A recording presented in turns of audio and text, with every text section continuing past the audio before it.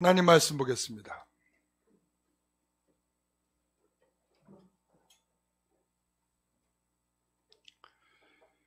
하나님 말씀은 열왕기하 19장 14절에서 28절까지, 열왕기하 19장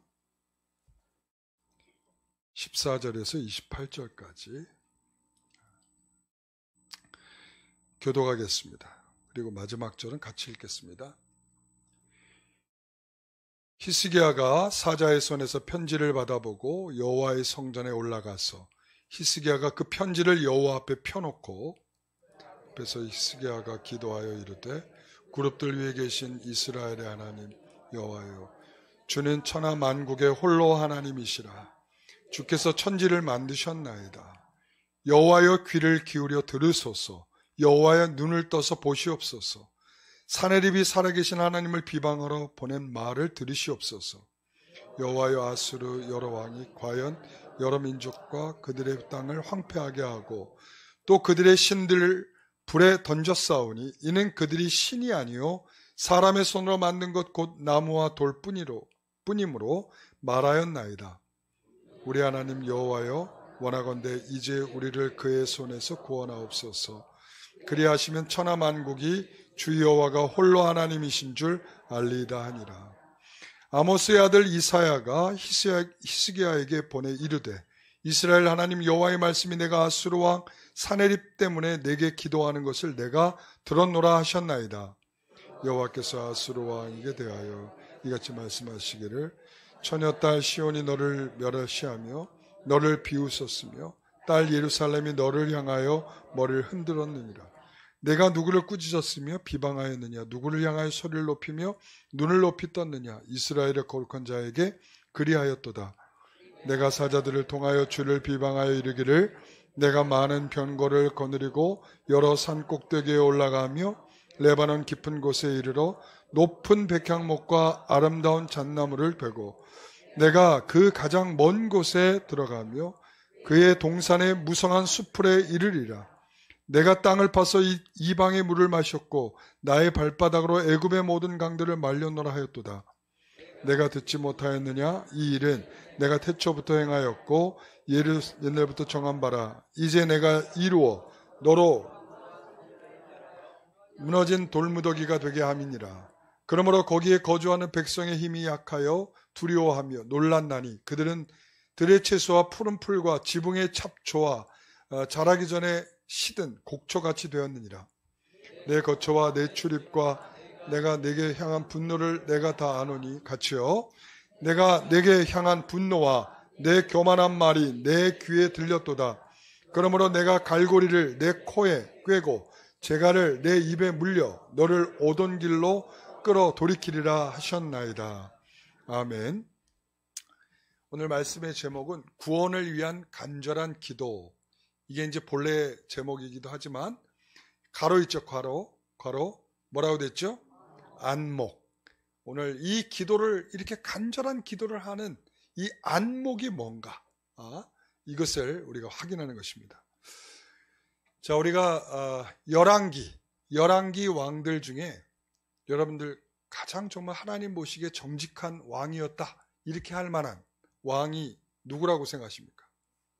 히스기야, 그리고 요시야. 딱 이 두 사람 외에는 없습니다.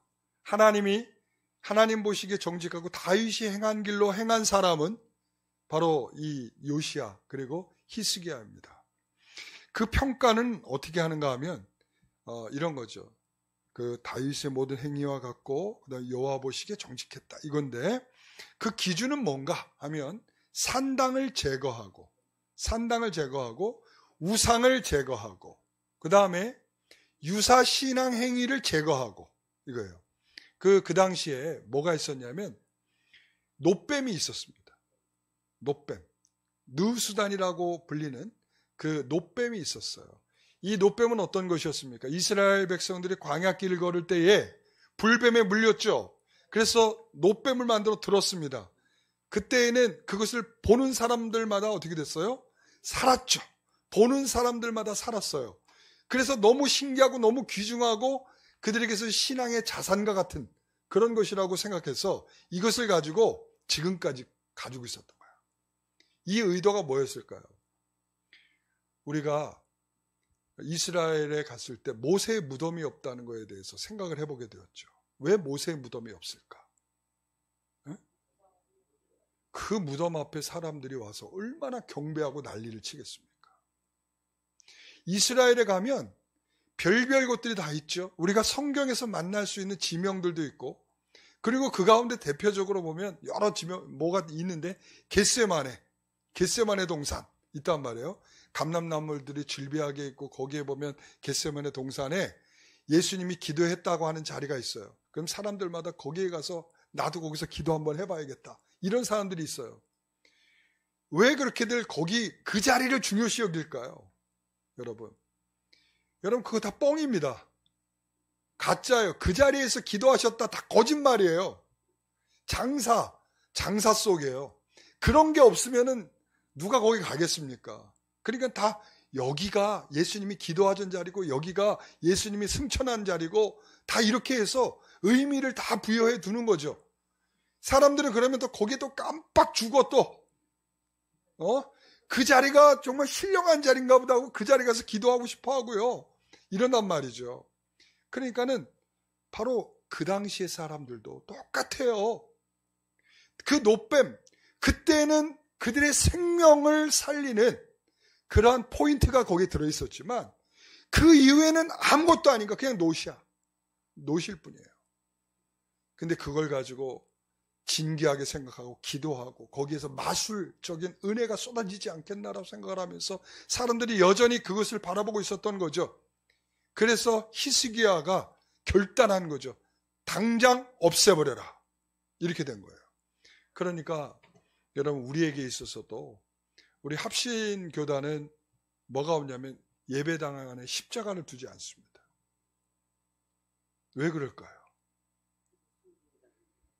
그 십자가는 우리의 표징입니다. 표징. 그래서 우리가 교회다라고 할 때 십자가를 거는 거예요. 그런데 이 십자가가 무슨 대단한 능력이나 있는 것처럼 예를 들어서 여러분 드라큘라를 만날 때 뭘 십자가를 댄다. 여러분 이런 생각이면 안 된다는 거예요. 이런 생각이면. 십자가에는 그런 능력이 없습니다. 그런 능력이. 그러니까 사람들도 십자가에 자꾸 가까이 와가지고 기도를 하는 거예요. 그 십자가 가까이 와서 기도하면 무슨 능력이 나타나고 내가 기도하는 거 하나님 더 잘 들어줄 것 같은 그런 생각이 드니까 십자가에 자꾸 바라보고 그러면서 환상을 봤다는 거야. 십자가에서 예수님이 피를 흘리면서 계시는 그런 환상을 봤다 막 이러는 거죠. 여러분 그런 것들이 뭐예요? 우상이라는 거예요. 여러분 우상. 그러니까 그런 우상을 제거하고 유사 신앙 행위. 그러니까 마치 신앙 행위로 빙자한 유사 행위인데 그것도 제거. 이랬단 말이죠. 여러분 이러한 히스기야를 평가할 때 뭐라고 평가하냐면 이렇게 전무후무한 뭐라고요? 전무후무한 하나님을 의지하는 사람. 대단하죠? 이 사람 앞에도 히스기야와 같이 하나님을 의지하는 사람이 없었고 이 사람 이후에도 그런 사람이 없다. 이런 거예요. 그래서 하나님께서 히스기야에게 너는 어디를 가든지 내가 너와 함께 할 것이며 그리고 내가 너 어디를 가든지 너를 형통하게 하리라. 임마누엘의 축복과 그리고 요셉에게 주셨던 축복을 이 히스기야에게 주셨어요. 자, 그러면 이것을 계속 유지할 수 있었을까요? 여러분 어떻습니까? 사람이 그렇게 훌륭하지가 않아요. 그러니까 이 히스기야가 14년쯤 됐을 때 왕에 오른 지 14년쯤 됐을 때 이 세계적인 정서가 이렇게 막 바뀌기 시작을 합니다. 사진 좀 보여주세요. 자, 여기 보면 위에 아수르라고 하는 나라가 있죠. 이 아수르가 그 당시 최고의 힘 있는 나라였어요. 강한 나라. 이 강한 나라인 이 아수르가 종주국이에요. 종주국. 그러니까 주인이 된 나라. 그 다음에 종속국. 저기 누가 있냐면 바벨론, 그 다음에 이스라엘, 유다, 애굽 뭐 이런 나라들이 전부 다 종속국이야. 그러니까 이 종속국은 종주국에게 뭐 하냐면 조공을 바치면서 알랑방구 끼면서 사는 거야. 그런데 언제 한번 뭔가 이렇게 좀 반역을 일으키고 싶은 마음이 드냐면 종주국의 왕이 바뀔 때. 왕이 바뀌니까 이 사람들이 어떤 마음을 가졌냐면 우리가 반역을 일으키자. 다 같이 바벨론, 유다, 애굽, 구스 뭐 이렇게 저 구로 뭐 다 두로 이런 나라들이 전부 다 합심해 갖고 반역을 일으켰어요. 그래서 아수르가 가서 바벨론을 먼저 무르닥 발라단이라고 하는 왕을 응징하고 그 다음에는 이제 예루살렘을 향하여 왔습니다. 우리가 잘 알고 있는 얘기죠. 자, 그래서 이 예루살렘을 향하여 왔는데 이 히스기야가 예루살렘을 향하여 온 이 사네립, 당시 왕이었던 사네립, 이 사네립에게 어떻게 반응했을까요? 자, 아까 전무후무한 어떤 사람이라고 그랬죠? 네. 전무후무한 하나님을 의지하는 사람이니까 기도했겠죠? 했을까요? 안 했을까요? 자, 18장 14절 같이 읽어보겠습니다. 유다 왕 히스기야가 라기스로 사람을 보내어 아수르 왕에게 이르되 내가 범죄하였나이다. 반역했다 이거지. 내가 범죄했습니다. 자, 그 다음에 나를 떠나 돌아가소서 왕이 내게 지우시는 것을 내가 당하리이다 하였더니 아수르 왕이 곧 은 300달란트와 금 30달란트를 정하여 유다 왕 히스기야에게 내게 한지라. 자, 이걸 어떻게 해결하려고 그랬어요? 기도하면서 해결하려고 그랬어요? 아니죠. 어떻게 해요? 돈 주고 정치적으로 혹은 돈을 주고 해결하려고 그랬어요. 이게 하나님을 의지하는 것입니까? 아니죠.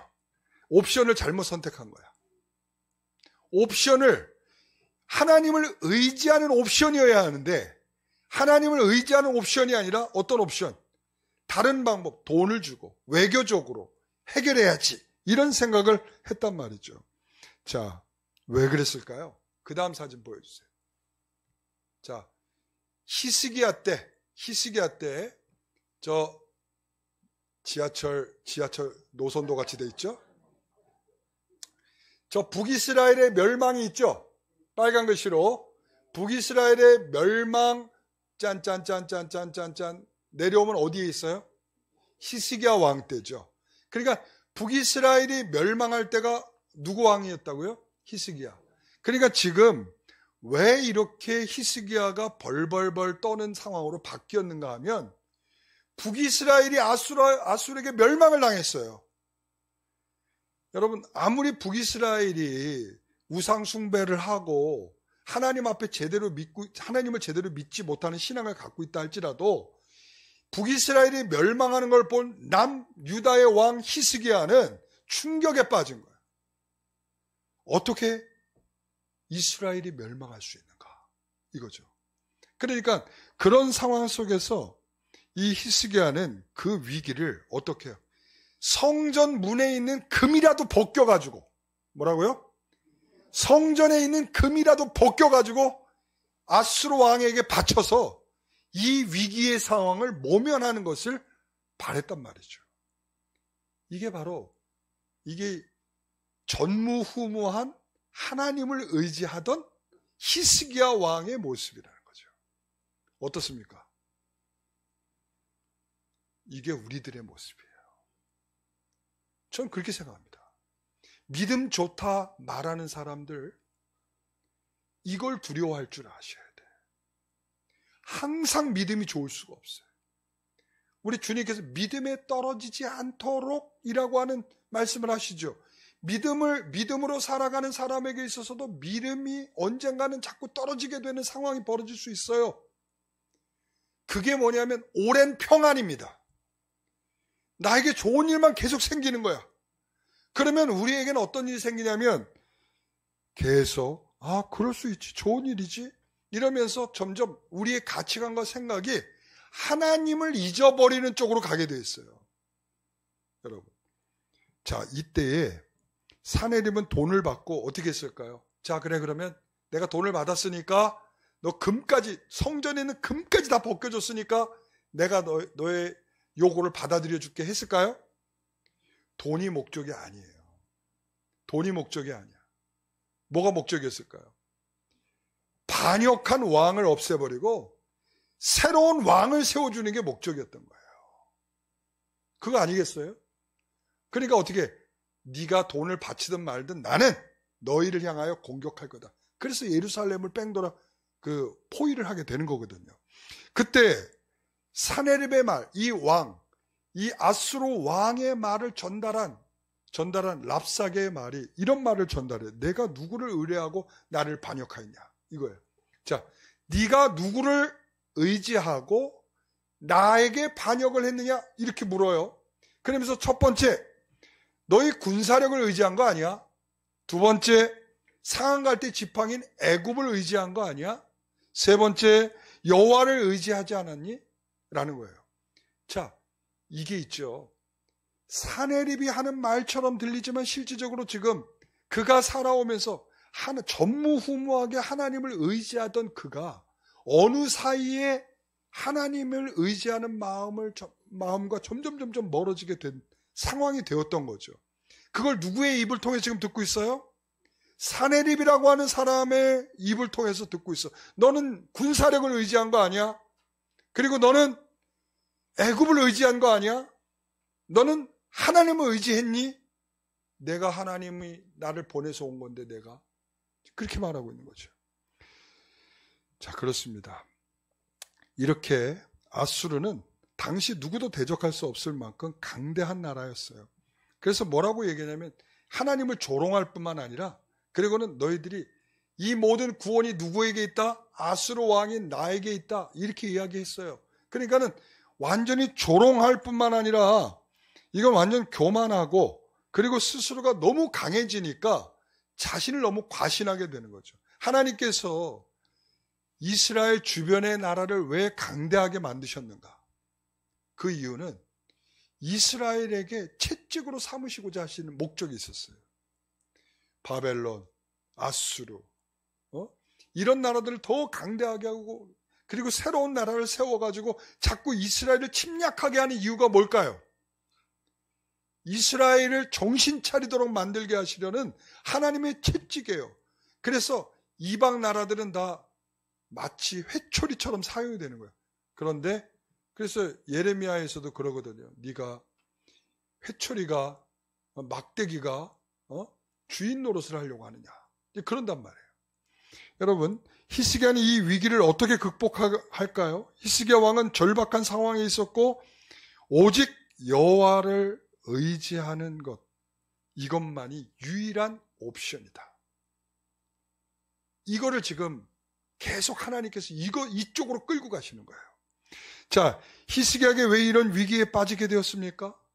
다른 옵션을 선택했기 때문이죠. 다른 옵션. 다른 옵션이 뭐예요? 외교적으로 돈을 주고서 이렇게 그랬을 때에 하나님께서는 이 일을 통해서 이제 바꿔 가시는 거예요. 뭘로 바꿔 가시냐면 이제 방향을 돌이키게 되는 건데, 자, 19장 1절, 2절, 3절 말씀 같이 읽어봅니다. 히스기야 왕이 듣고 그 옷을 찢고 굵은 배를 두르고 여호와의 전에 들어가서 왕궁의 책임자인 엘리야김과 서기관 셈나와 제사장 중 장로들에게 굵은 배를 들려서 아모스의 아들 선지자 이사야에게 보내매, 그들이 이사야에게 이르되 히스기야의 말씀에 오늘은 환난과 징벌과 모욕의 날이라. 아이를 낳을 때가 되었으나 해산할 힘이 없도다. 여러분, 이게 이제 그가 하나님을 의지한다고 하면서 살아온 인생의 상당수 기간 동안 그는 해이해졌어요. 하나님을 의지하는 마음 놓쳤어요. 그랬을 때 아수르를 통해서 하나님께서 흔들어 놓았어. 이 히스기야를 흔들어 놓았어요. 그러고 있을 때 그가 그동안의 신앙적인 자세가 어떻게 변질이 됐냐면 하나님을 의지하지 않고 돈을 의지하고, 그리고 자신들이 가지고 있는 외교, 애국, 군사력 이런 것들로 맞서려고 했던 거죠. 자, 이럴 때 하나님께서 네가 그걸로 안 된다는 걸 확인시켜 주면서 그 안 된다라고 하는 절망감 속에서 하는 말이 뭐냐면 이런 말이에요. 나는 지금 아이를 가졌는데 출산할 힘이 없습니다. 그 말을 하고 있어요. 이 말은 이제 뭔가 좀 바뀌어가고 있다는 거죠. 뭐냐면 여러분, 내가 신앙은 가졌는데 신앙으로 살 힘이 부족해요. 아마 대부분의 사람들이 그럴 거예요. 신앙은 있다고, 내가 믿음이 있어요. 그런데 그 믿음으로 살려고 힘을 쓰지는 못해. 힘이 발휘가 안 돼. 내가 믿는 것으로 살려는 힘이 없어. 여러분, 이럴 때가 다시 한번 돌아서게 되는 타이밍이에요. 터닝 포인트라고 하죠. 그러니까 바로 요 지점이 왔을 때 뭐냐면 내가 연약한 존재구나. 내가 무기력하구나. 내가 절망 속에 있구나. 나는 아무것도 아니구나. 이것을 깨닫게 돼야 다시 옵션이 바뀌는 거죠. 뭘로 바뀌어요? 전적으로 하나님을 의지하려는 옵션으로 바뀌게 되는 거예요. 그러니까 그것이 깨달아지지 않고 난 여전히 강해. 난 여전히 할 수 있어. 내가 할 수 있는 재원이 많아. 내 주변의 사람들을 의지하면 돼. 라고 생각하는 것들이 있다면 옵션이 바뀌지 않습니다. 여러분, 신앙은 가졌는데 신앙을 지킬 힘이 없다. 이게 얼마나 무기력한 말입니까? 이 순간 유일한 옵션은 오직 하나님이 도우신다라는 믿음입니다. 19장 6절을 보세요. 이때에 이렇게 터닝 포인트, 바뀌니까, 돌아서니까 이때 하나님이 이런 답을 주십니다. 여호와의 말씀이 너는 아수르 왕의 신복에게 들은 바 나를 모욕하는 말 때문에 뭐 하지 말라? 두려워하지 말라. 두려워하지 말라. 하나님이 들려주시는 음성입니다. 뭐 하지 말라? 두려워하지 말라. 이겁니다. 그는 지금 우리가 신앙은 있는데 신앙으로 못 살 때 두려운 게 뭐 때문에 그래요? 우리 앞에 놓여진 문제 때문에 그렇죠. 그렇죠. 그러니까 그 문제가 너무 커 보이는 거야. 그때 우리는 무기력하게 뒤로 물러서거나 두 손을 늘어뜨려 버리고 말죠. 그렇죠. 그러한 우리들의 실정에서 하나님을 의지하는 마음으로 우리가 가게 될 때 그때 바뀌는 게 뭐냐면 그 문제에 대한 두려움이 사라지는 것입니다. 사랑하는 성도 여러분, 하나님이 여러분에게 응답을 주실 때 문제가 사라지게 주지 않습니다. 나는 문제가 사라졌으면 좋겠는데 문제가 해결돼야죠, 하나님. 근데 문제가 해결되는 것이 아니라 그 문제를 보는 시각이 바뀌는 거예요. 안목이 달라지는 거예요. 여러분, 두려움이 사라지는 겁니다. 하나님 그거 없애줄게 이렇게 말하지 않고 내가 두려워하지 마 이쪽으로 간다는 거죠. 여러분, 자, 여기까지가 배경적인 이야기였습니다. 이제 오늘 말씀에 들어가 보면 그 후에 아수르 왕의 편지가 도착을 하죠. 그렇게 조롱을 하고 막 그런 다음에 아수르 왕의 편지가 도착을 했어요. 이때 이제 히스기야가 아까는 기도가 아니었어요. 옷을 찢고 난 신앙이 있지만 신앙적으로 못 살아요. 이렇게 절망의 외침이 있었다면 이제 그 편지를 들고 하나님 앞에 기도하러 올라갑니다. 바뀌었죠. 그러니까 이 바뀐 거. 자, 첫 번째는 뭐냐면 히스기야의 기도입니다. 히스기야의 기도. 히스기야의 이 기도는 안목을 바꾸게 하는 기도예요. 자, 15절 말씀, 16절, 19절 같이 읽어보겠습니다. 그 앞에 히스기야가 기도하여 이르되 그룹들을 위해 계신 이스라엘의 하나님 여호와여, 주는 천하 만국의 홀로 하나님이시라. 주께서 천지를 만드셨나이다.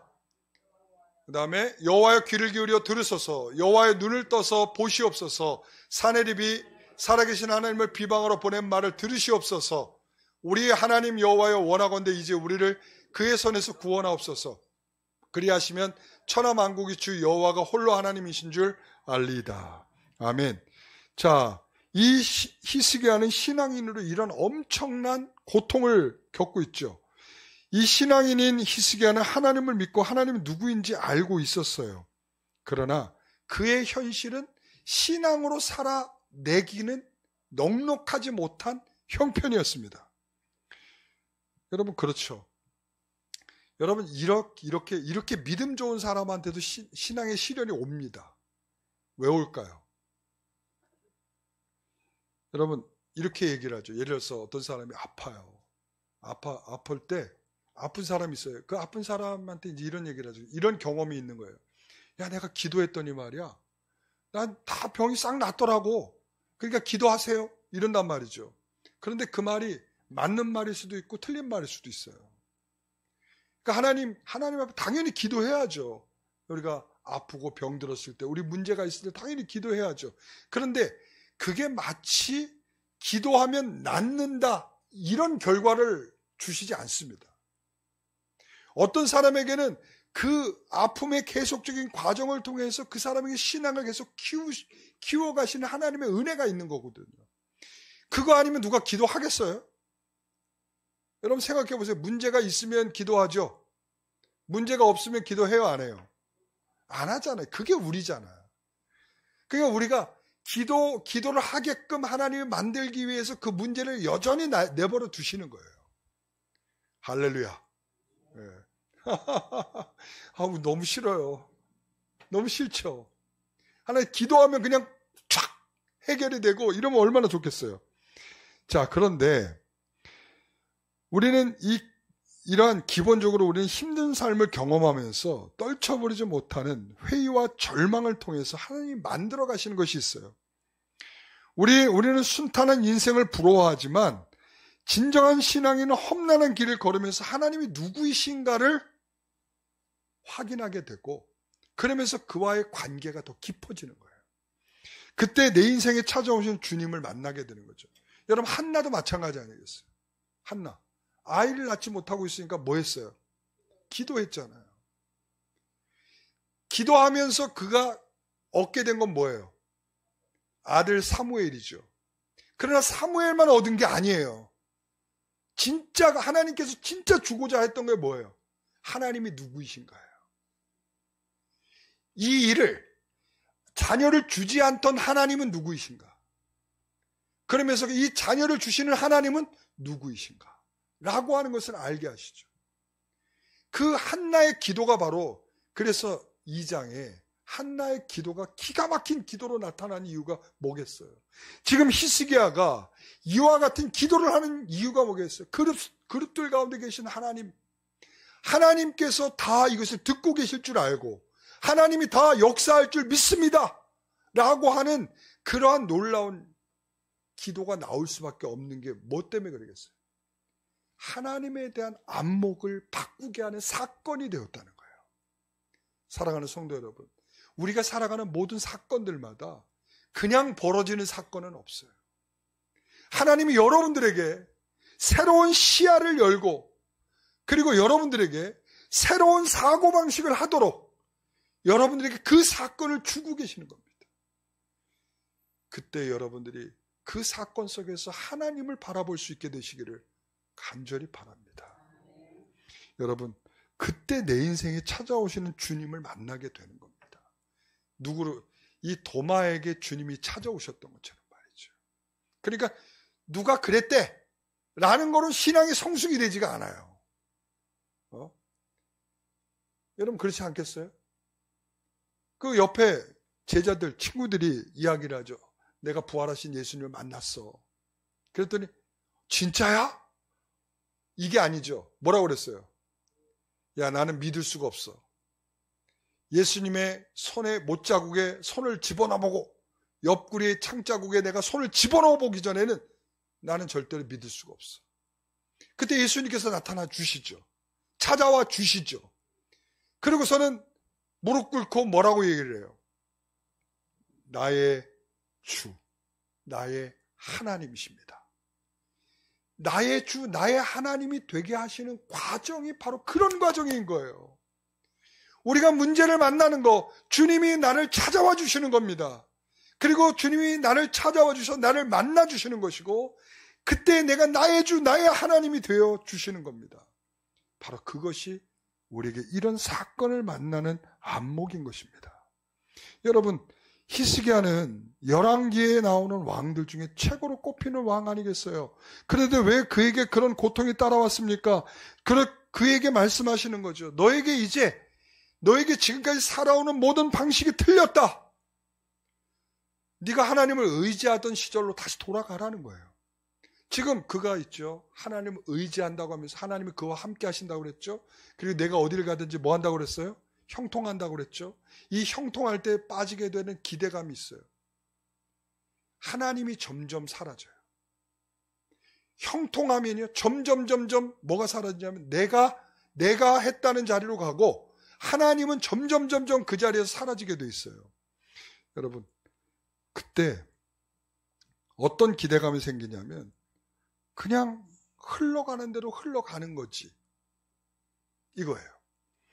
우리 자녀가 공부를 열심히 해서 좋은 대학에 가고 또 좋은 직장에 취직하고 그 자녀는 그 공부를 통해서 얻은 대학, 직장이고 자신의 힘이라고 생각하겠죠. 그러니까 잘 돼가는 그 과정이 우리 부모로서 너무 바라는 거죠. 우리 자녀가 공부 열심히 해주길 바라고 좋은 직장에 취직해주길 바라고 잘 살아가길 바라고. 그렇죠. 그렇게 되기를 바라는 부모의 마음대로 잘 해주면 좋죠. 그런데 그것이 우리에게 뭐냐면 인생에서 그런 기대감으로 살게 된다는 거예요. 마치 우연, 마치 원인과 결과, 내가 열심히 했으니까 그 결과가 왔겠지 라고 하는 거죠.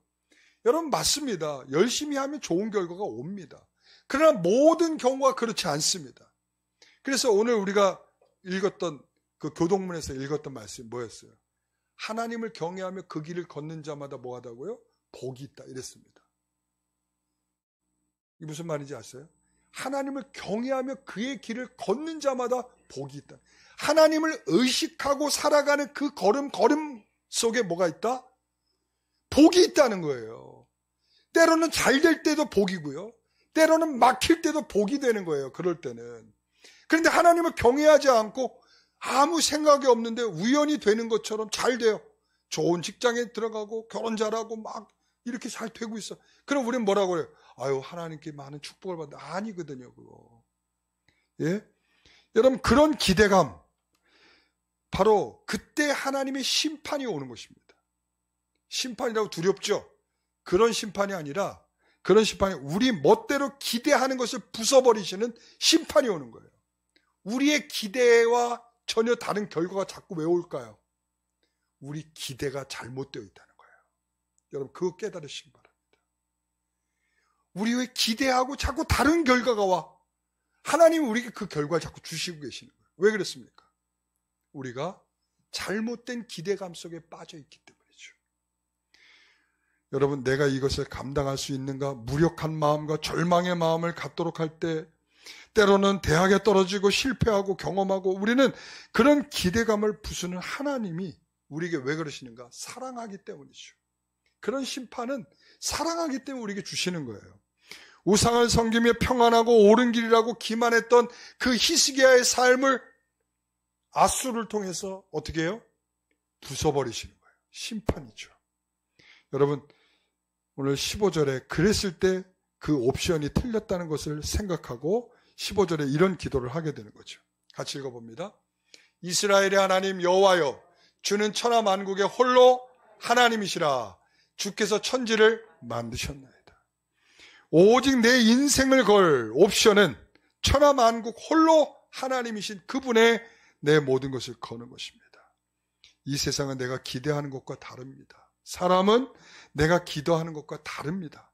나의 건강과 경제와 사랑과의 관계는 우리가 기대하는 것과 달라요. 나라는 존재 역시도 내가 기대하고 있는 것과 다른 결론을 맺습니다.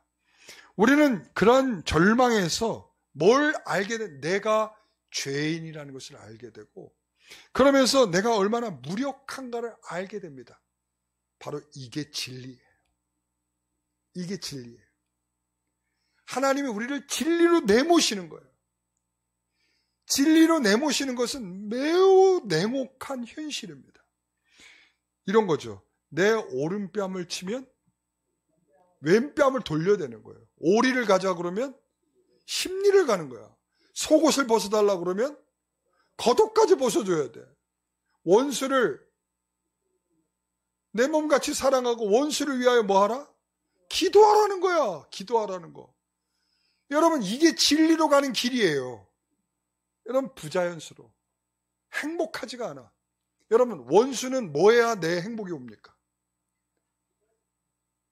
원수는 쫄딱 망하거나 원수는 망가져야 쾌감이 오죠.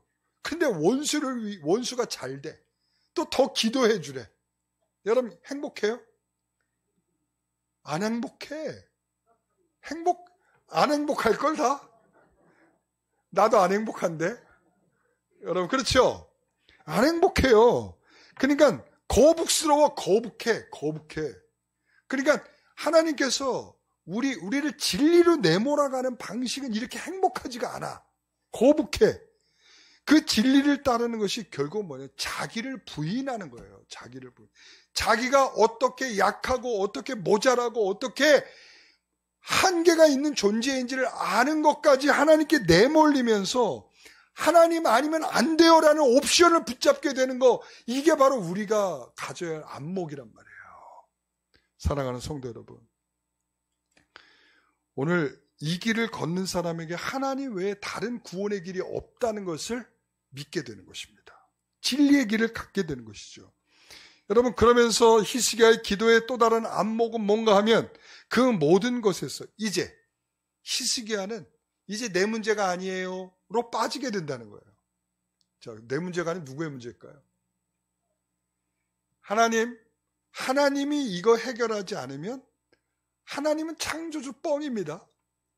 그리고 하나님이 이 문제를 해결하지 않으면 하나님이 무너지는 겁니다. 이거예요. 그러니까 이제 누구 문제야? 내 문제는 다 하나님께 다 이제 맡겨진, 이게 의지하는 거예요. 하나님, 내 문제 아니에요, 이제. 하나님 손길에 다 있는 줄 믿습니다. 그런 거죠. 바로 그 안목 속에 있게 되는 것이죠. 여러분, 하나님을 의지한다라고 하는 것은 그 문제 속에서 그 문제가 크게 보이는 게 아니라 누가 크게 보여요? 하나님이 크게 보이는 것이고 그 문제 위에 계시는 주님을 보게 되는 거예요. 그래서 파도를 넘어서 예수님께서 걸어오신 그 길은 고난이라고 그랬어요. 그 파도를 가리켜서 고난이라고 그랬어요. 그 고난 위로 걸어오시는 주님을 바라볼 때는 뭐가 되죠? 나도 그 주님의 은혜를 잊게 되는 거죠. 그런데 그 고난의 밑바닥을 쳐다보는 순간 어떻게 되는 거예요? 베드로는 물속에 빠져드는 거예요. 그러니까 우리는 그 고난을 바라보는 시각과 태도가 우리의 안목이 새로워지기를 소원합니다. 자, 두 번째는 그럼 이렇게 기도했더니 어떤 결과가 왔는가? 산헤립이 어떻게 되었는가? 20절 같이 읽어봅니다. 아모스의 아들 이사야가 히스기야에게 보내 이르되 이스라엘 하나님 여호와의 말씀이 내가 아수르 왕 산헤립 때문에 내게 기도하는 것을 내가 들었노라 하셨나이다. 기도하는 걸 뭐 했다고요? 하나님 다 들으셨다는 거야. 다 들었다. 그러니까 여러분, 안 들을 줄 알았던 거 다 하나님 듣고 계시다. 여러분, 내가 기도하는 거 다 알고 계시다. 그리고 나의 신음음 소리도 다 하나님 듣고 계시다. 여러분 다 기억하시기 바랍니다. 이때 이 이사야가 내놓는 답은 이런 것입니다. 세 가지입니다. 첫째는 뭐냐 하면 산헤립이 처한 상황이 곧 바뀔 것을 선언합니다. 자, 그래서 21절 같이 읽어보죠. 여호와께서 아수르 왕에 대하여 이같이 말씀하시기를 처녀딸 시온아 너를 멸시하며 너를 비웃으며 딸 예루살렘이 너를 향하여 머리를 흔들었느니라. 지금 여기서 처녀딸 누구라고요? 시온아. 지금 부르는 거. 이것은 예루살렘을 가리키는 거죠. 예루살렘. 그래서 누구에게 비유했어요? 처녀인 여인을 비유했어. 자, 전쟁에서 패하게 되면 아수르가 예를 들어서 이 예루살렘 성을 무너뜨렸어요. 그러면 이 성을 무너뜨리고 이 안에 정복하게 될 때 제일 곤란을 겪는 사람들이 누구예요? 여인들이죠. 모욕을 당하고 수치를 당하고, 그렇죠? 그리고 성적으로도 놀이개가 되고 뭐 이렇게 될 거 아니겠습니까?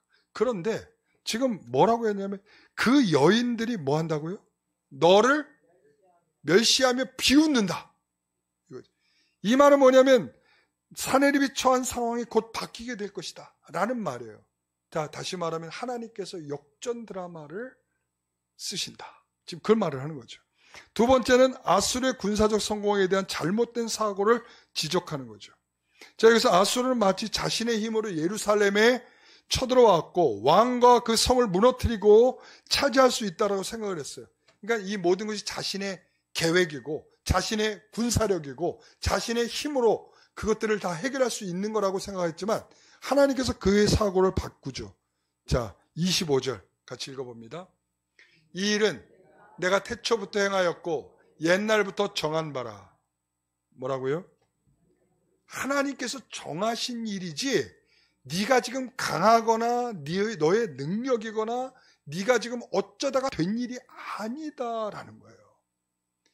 하나님께서 그들이 하고 있는 사고를 확 돌려버리시는 거죠.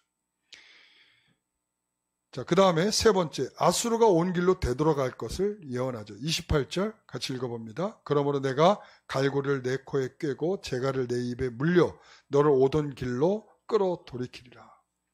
여러분, 여기에서 그는 치욕스러운 결과를 맞이해요. 36절, 37절 같이 읽어봅니다.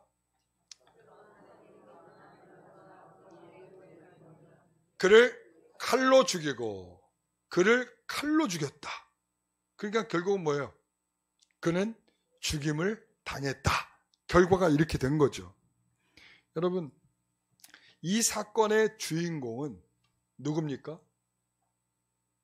누구죠? 히스기야이면서도 실제적으로 하나님이시죠. 그러니까 이 어려움을 주신 하나님은 이 히스기야가 그동안 살면서 태평성대 속에서 얻게 된 잘못된 기대감을 하나님이 깨시면서 그것을 부수시면서 이제 그에게 내가 할 수 있는 것이 없구나. 나는 절망이다. 하는 사이에 자신을 돌아보게 되고 자신이 이렇게 하면 안 되겠지 라고 하는 쪽으로 하나님을 끌고 가시는 거예요. 그래서 기도하게 된 것이고 그 기도는 하나님께서 원하시는 대로 이 아수르를 물리쳐내시고 그를 승리하게 하시면서 하나님을 의지하는 사람의 결과가 뭔지를 보여주시는 거예요. 그러니까 이 심판이 누구에게는 다시금 새로운 주님을 더 의지하라고 주시는 그러한 심판이지만 이 아수르의 누구요? 사내립 같은 심판은 뭐예요? 궁극적이고 돌이킬 수 없는 심판이다 라고 하는 사실이죠. 오늘 우리가 이 말씀 속에서 하나님을 올바로 의식할 수 있는 옵션을 갖게 되시길 바랍니다. 우리의 옵션은 뭡니까? 하나님을 전적으로 의지하는 것. 이거죠. 우리의 강점은 거기에 있는 거예요. 우리가 하나님이 어떤 분인지를 알면 우리가 그분에 대한 의지함이 더 분명해지는 거죠. 그걸 위해서 이런 문제를 주시는 거예요. 여러분, 문제 만났다고 절망하지 마세요. 문제 만났다고 내 인생 다 끝났다고 생각하지 마세요. 그게 여러분들의 신앙을 키워가시는 방식입니다. 하나님을 의지하는 옵션을 하나님께서 만들어 가시는 방식입니다. 나 아니면 구원이 없다. 나 아니면 이 길을 열 자가 없다. 나 아니면 이것을 해결할 자가 없다. 라고 하는 것을 하나님께서 우리에게 주시는 방식이다.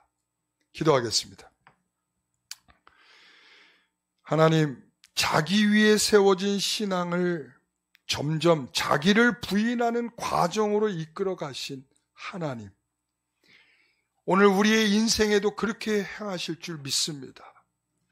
우리는 우리의 신앙을 세워가는 자들이 아니라 하나님이 우리에게 주신 믿음 안에 세워져 나가는 것이 되게 하여 주옵소서.